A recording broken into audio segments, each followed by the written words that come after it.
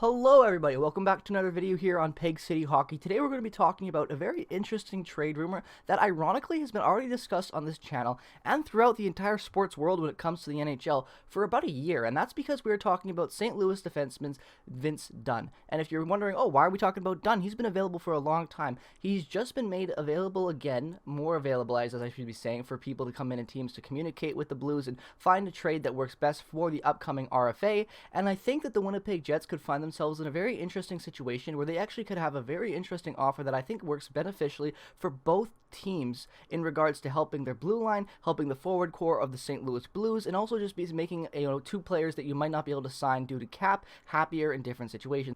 And with all that being said, before we get too much further into this video, make sure to subscribe, make sure to turn on notifications if you haven't already, and also make sure to subscribe regardless of the team you root for. We may be a Jets fan channel here, but we are a biased Jets fan who doesn't really hate any other team out there in the NHL. We may have some beef with the fan base, but you know how that is with sports. With all that being said, let's get back to this topic today and talk about how Vince Dunn could actually be realistically a really good fit for the Winnipeg Jets down the blue line when you look at the current structure they have, and also their cap and the players that they have currently going into restricted free agency and unrestricted free agency, and where the Jets need to really fill holes this offseason and kind of upgrade their team to get prepared and just overall become a better competitor for going for a cup run next year. And when you look at Vince Dunn currently right now, I think it's an interesting situation because when I look at Vince Dunn, a guy who has been on the trade block basically for an entire year, a guy that's been really hard to move at times, and now that quarantine and the COVID restrictions are being lifted basically across the board in North America, even though Canada still is a little bit more iffy about those rules and we still have that third wave we're dealing with, we're still on that right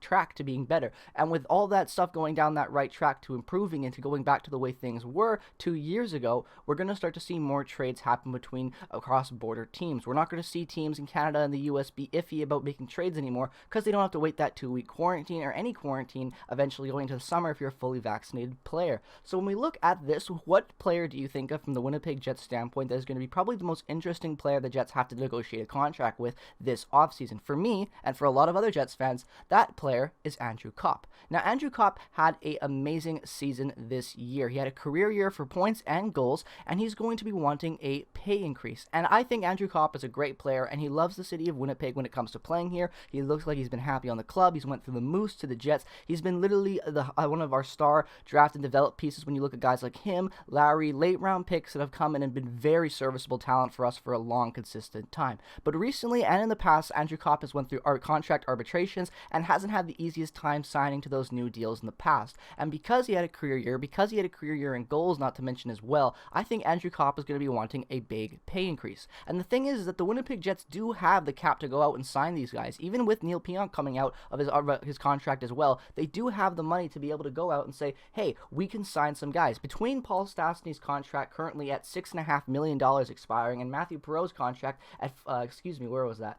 4.125. I always get that number confused thinking it's 4.5 or 4.25, but it's an iffy one there. Point being, when you add those two up together, that's a lot of cap space and expiring money just from two players alone that are veteran presence that even if you bring back are going to be on significant cheaper deals. So when you look over at Vince Dunn and you look over at what type of contract you're going to need him after the year he had, well, let's be real, it was a pretty damn good year for Vince Dunn, even with all the rumors. And that's why I think Vince Dunn will be a very good complementary piece to our top four, because when you look at when you look at Josh Morrissey, when you look at Neil Pionk, they're great guys, but in my opinion, they're not the face of a D-core. They're really good complementary guys that you need to have to be an elite defensive core in the NHL, but you still need more of a presence up there, and you still need a bigger staple guy. And I think surrounding a core of guys like Vince Dunn and maybe bringing in this another type of player that's maybe a Vince Dunn type caliber or a guy maybe a little bit below him with the prospects we have coming up, it could be a direction that the Winnipeg Jets take. Because although the Jets defense right now is a mess, we do have a lot of upcoming prospects that have a ton of potential to improve that core.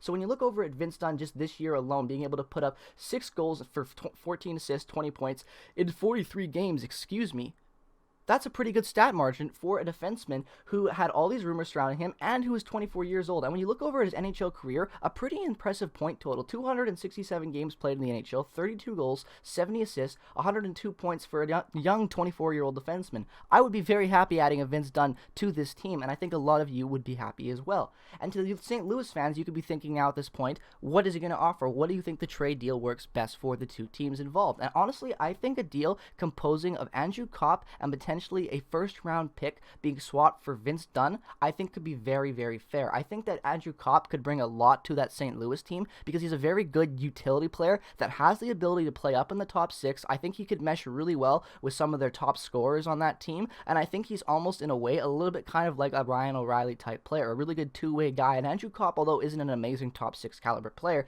he can play the top six with injuries. He's the definition of a utility player, in my opinion, because he can score goals, he can mesh in well with top tier talent. Even though he's not going to play up to their level, he's going to be able to keep himself up there with them and at least look competent and be a replaceable player that is good in that role. And that's important to have for your club. You need depth that not only can come up in the lineup and play with your stars and be effective, but have guys that can play anywhere in the lineup and won't complain. And Andrew Copp has been a guy where you look at where he's had success anywhere in the lineup. From the fourth line to the top line, he's played good in every role he's been given with the Winnipeg Jets. So I think a guy like that could really help the St. Louis Blues. And personally, I would rather see the Jets invest the money that you're going to be giving a guy like Andrew Copp after the year he had into a defenseman like Vince Dunn on maybe a deal like what we saw with Neil Pionk. Neil Pionk currently, as you know, signed that deal with the Winnipeg Jets after they traded acquisition with the New York Rangers for a 2-year, $3 million bridge deal, which is now expiring this offseason. I would not be surprised to see a guy like,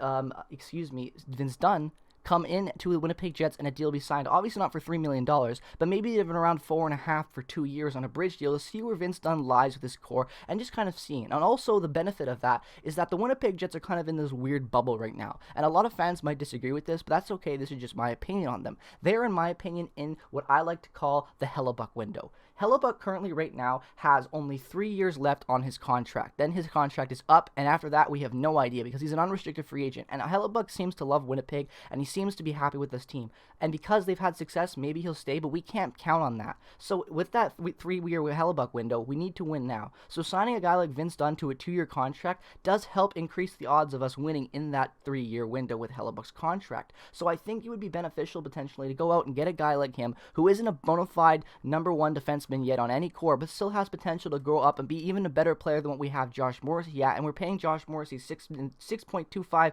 million until 2026-27. That's a long time to be wearing that A and a long time to be playing mediocre at 26 years old. Morrissey needs some help, and I think Vince Dunn could be a very, very good player to go out and get. And the also benefit of going out and acquiring a guy like Vince Dunn happens to be the fact that if you're going to go out and you want to get a Hamilton or you even want a Seth Jones, I think that the market for those two guys is going to be even more than what you're going to have to pay for Vince Dunn. I think Seth Jones just has that name, I want to say almost like that protege, that respect around his name around the league, even though sometimes that a lot of players that look analytically at the game don't think he deserves it, including myself at times. And then you got a guy like Dougie Hamilton, who you know is going to command money similar to what Pietrangelo got last year from the Vegas Golden Knights. So if you've got the guys like that coming into this offseason who would be great fits for the Jets, but all that money has to be tied up. And then you have to look at the future. Oh, what do you do with PLD? He's been mediocre as all hell since arriving with Winnipeg, but what do you do if he has an amazing, stellar season next year, as an amazing fit, and is a better center than what Scheifele brings to you? And then you have to pay him how much money, but you don't have it because you gave it to Dougie Hamilton. See, I would love Dougie Hamilton on this team, and I talked about that in that other video I made months ago when the rumors were just starting to circulate about Dougie Hamilton not staying with the Carolina Hurricanes going further after this offseason. I think that it would be very interesting to see the Jets potentially go out and make an offer to them, but realistically, when I look at what Vince Dunn can bring, where his cap would lie compared to those guys, and also the fact that Andrew Copp, I think, could be a very good fit on a St. Louis team, that it probably needs a little bit more of a spark after the way they've been performing since going on that cup run, and I think Andrew Copp could bring that. I think he would be a good fit. I think a first in Andrew Copp, or potentially maybe a second in Andrew Copp for Vince Dunn, and a third maybe or something like that, could be a very good RFA swap for both the clubs. Because although, I'm blowing a blank because I can't find the cap on my page, Andrew Copp currently making $2.28 as an RFA, and then you've got Vince Dunn on his contract currently making $1.875. Not that far apart. I think it's a good swap. I think you can find value in both those players from both clubs. I think maybe throwing in some picks or potentially even a prospect swap like a Sami Niku from the Jets and maybe some other prospect like a Sami Niku type situation that the St. Louis Blues have. I don't have that currently off the top of my head. Could be another direction they go. But the point is that I think there is potential between the Jets and the Blues to find a way to swap RFAs if they feel like investing the cap into to both those guys, or the direction of the players staying, or whatever the situation might be for both those teams and their camps, might become down to a fact that swapping RFAs, similar to what we saw with the whole Jacob Trouba and Neil Pionk situation way back when, could be something that unfolds this year with Andrew Kopp, especially with the expansion draft coming up. We've got no idea with DeMello, Appleton, Stanley, which way it's going to go. There's a lot more stuff we're going to be having to cover this offseason, so if you haven't already subscribed, make sure to do so with notifications turned on, because we'll be covering everything hockey related to the Winnipeg Jets and around the NHL in general. So thank you so much for watching this video. Make sure to leave all your comments down in the comment section below. As always, I'm Peg City Hockey, ladies and gentlemen. Peace, love, and positivity to all of you out there wherever you are in the world. Hope you're having a great rest of your day, and with all that being said, bye-bye.